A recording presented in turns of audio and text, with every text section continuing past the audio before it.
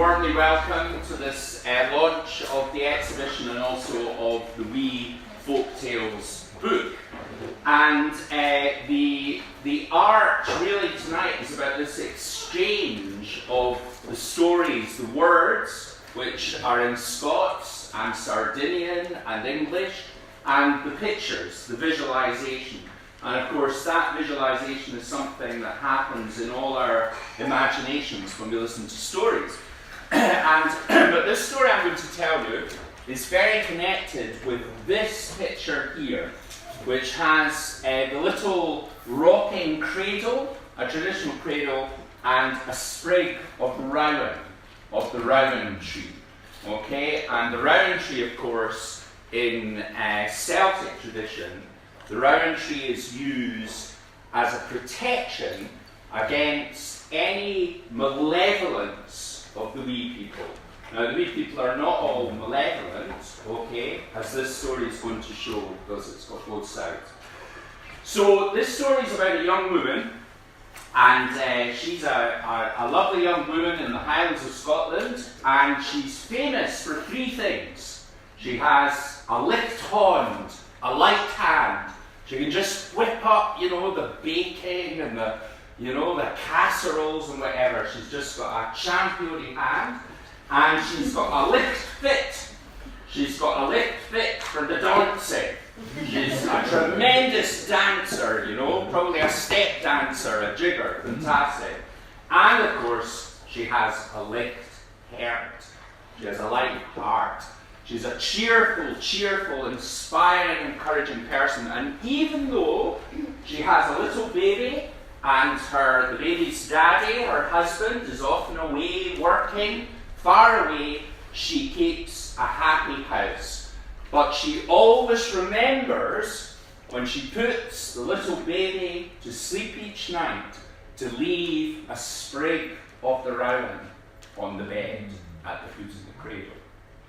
Well, one day, this young lady, let's call her Megan, it was a very warm day and she decided she would take the baby out for a picnic. And she took, because it was Scotland, she took bannets and oatcakes and some nice cool milk, a jar of milk out. And off they went up into the hill and were going along quite happily, the wee one, and she's got the picnic. And just at the side of the road, they came on this very, very old man. And oh, did he look weary.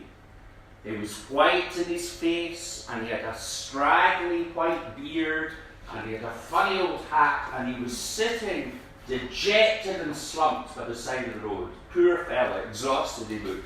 And she said, are you all right? He said, oh, yes. She said, look, I've got some food. Would you like some cool milk? And someone back, oh, yes, he said, I would. So she stopped there and then, and she shared the picnic, and the baby had some milk and things to eat, and the old man had, and she had, and they all were satisfied and refreshed. And the old man turned and he said, I would like to thank you. She said, oh, that's nothing. She said, nothing, no trouble at all. No, he said, I would like to thank you, and I would like to give you something. Oh, well, that's very kind of you, she said. She said, here. And he gave her a rusty old nail. And she thought, well, that's slightly funny. Whatever, She said, oh, thank you very much. And what did she do? What we all do. She put it in her pocket. Yeah.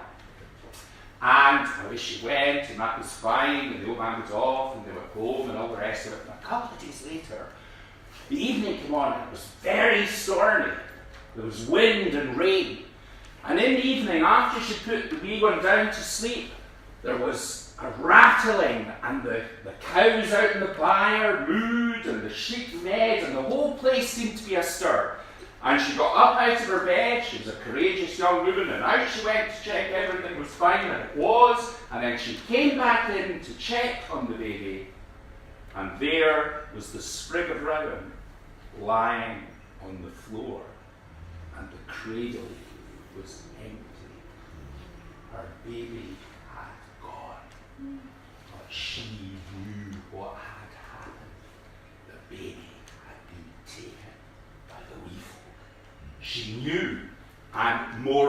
she knew exactly where to go. She didn't hesitate for one moment. Out she headed, straight to the fairy hill at the top of the glen, to the old mound, and straight up to it she went, and without a thought of danger or fear, in she went to the heart of the fairy hill, the ancient old mound at the feet of the glen. And of course, what did she see in there? What you always see when you go into a fairy hill. Well, you've been, haven't you? You've seen it. You know what you're going to see. Dancing and music and feasting. Hundreds of the wee people dancing and making merry. And there, sitting at the head of the table, was the queen herself, the queen of the fairy folk. And she had a gold crown on her head, and she was brown-faced and golden-haired and magnificent, with piercing green eyes, but with a tight, frowning mouth.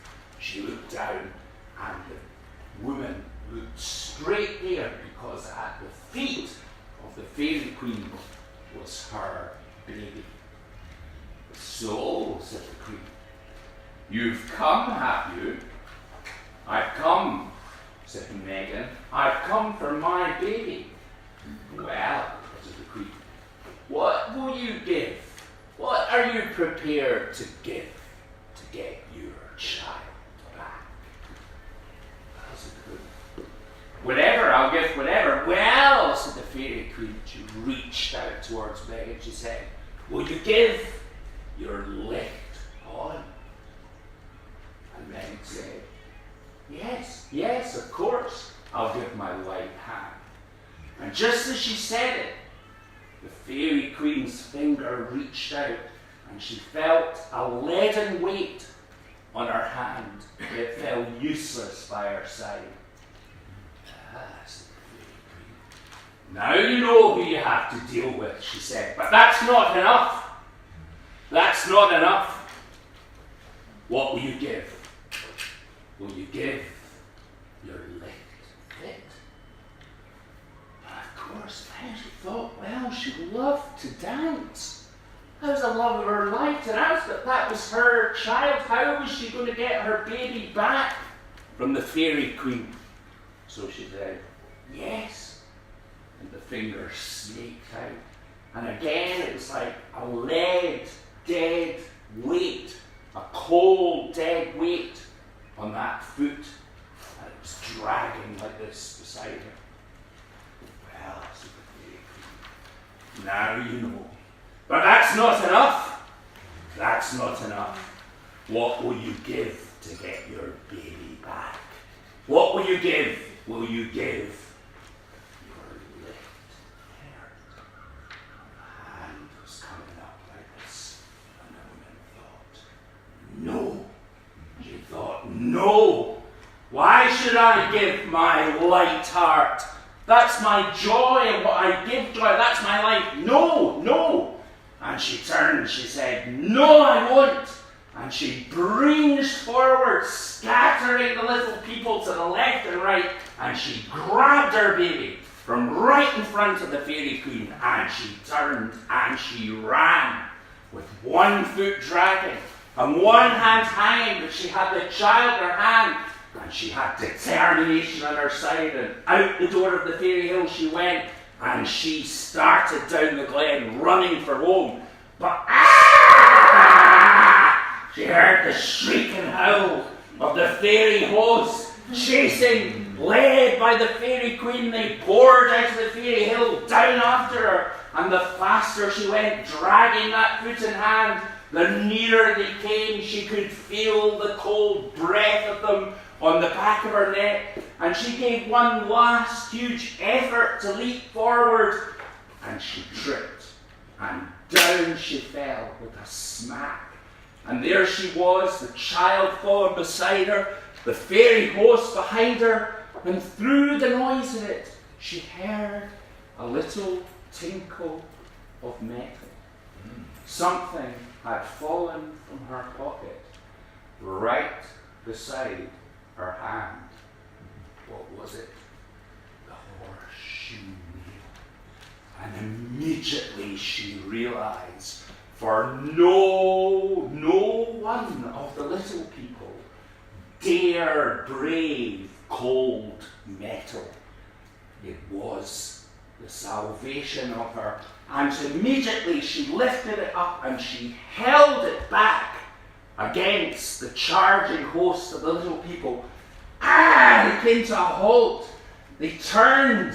They began to run back for the fairy hill, for they feared the magic of the cold iron more than they feared the wrath of the fairy queen. And back they tore. And the young woman, up she got. She picked up the baby. She headed home. And her foot was light. And her hand was light. But lichtest of all was her heart. And back she went with her baby to her own house, where she and her whole family lived happily ever after. But she never forgot the gift of the old fairy man, for surely he was that old man who gave her the magic.